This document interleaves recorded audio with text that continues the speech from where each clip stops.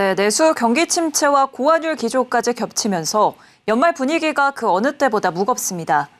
경제 전망에 먹구름이 짙어지고 있지만 금융지주사는 연간 사상 최대 실적 잔치가 예상됩니다. 자세한 내용 금융증권부 이연아 기자와 알아봅니다. 안녕하세요. 안녕하세요. 네, 올해 4분기 금융지주사들의 사상 최대 실적 잔치가 예상된다고요? 네, 그렇습니다. 주요 금융지주사들의 올해 4분기 실적이 전년 대비 급증할 것으로 분석됨에 따라서 연간 기준으로도 사상 최대 실적 잔치가 예상되는 상황입니다. 금융정보업체 FN가이드에 따르면 4대 금융지주의 4분기 당기순이익 전망 규모가 총 2조 4,305억 원으로 집계됩니다. 지난해 4분기와 비교하면 80% 넘게 증가한 규모입니다.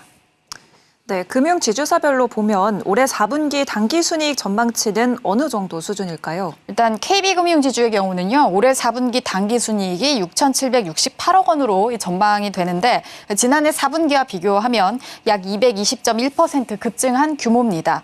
4분기 당기순이익 전망치가 가장 높은 신한금융은 7,343억 원, 하나금융의 경우는 6,212억 원으로 지난해 4분기 대비 각각 27%, 35%가량 늘어날 것으로 추산이 됩니다. 우리금융은 올해 4분기 당기순이익 전망치가 3,983억 원으로 상대적인 규모는 작지만 지난해 4분기 당기순이익 950억 원과 비교하면 무려 319.4%나 급증한 규모입니다.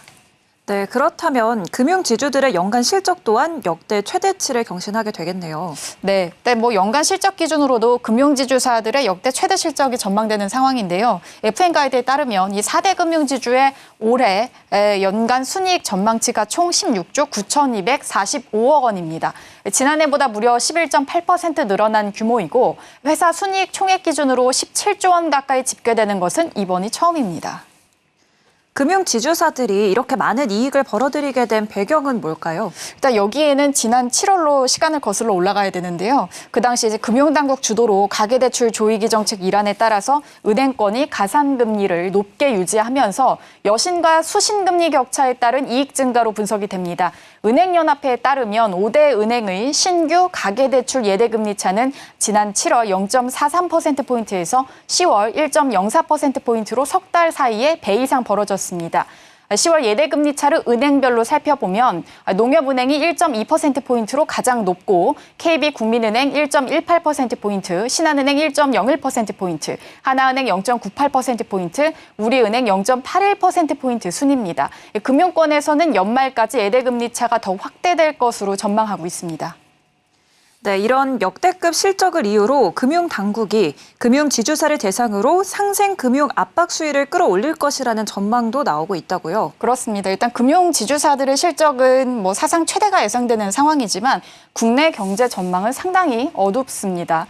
12.3 비상계엄 내란 사태와 탄핵 정국 이후에 지난 13일 정부가 내놓은 첫 경기 진단을 살펴보면 경기 회복세 단어가 1년 2개월 만에 아예 삭제가 됐습니다.